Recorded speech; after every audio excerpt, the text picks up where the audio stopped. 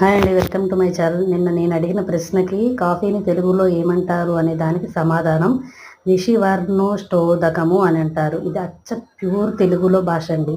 ఇవాళ హనుమాన్ జయంతి సందర్భంగా ఈ నామాన్ని 16 సార్లు అందరూ తప్పకుండా చదువుకోండి. చాలా మంచిది. చాలా మంచి జరుగుతుందండి. చాలా పవర్ఫుల్ మంత్ర అది. ఇంకా ఇవాళ ఊరెళ్ళే పని ఉందని తొందరగా హడావిడిగా చాలా సింపుల్గా పూజ చేసుకున్నాను స్వామివారికి. స్వామివారికి 5 సంఖ్య అంటే చాలా ఇష్టం అని చదివాను ఒక దాంట్లో.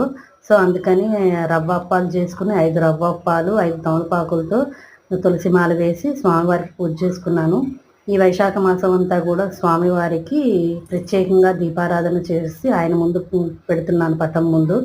మామూలుగా దీపారాధన విడిగా, అందరి దేవుళ్ళకి దీపారాధన విడిగా పెడతాను. సో అలా చేసుకుందామనే ఇదితో ఆయనకు కూడా చేస్తున్నానండి. ఈ నామాన్ని మాత్రం కంపల్సరీగా అందరూ తప్పకుండా ప్రతిరోజు 16 సార్లు చదువుకోండి. మంచి జరుగుతుంది. శుభం భూయాత్.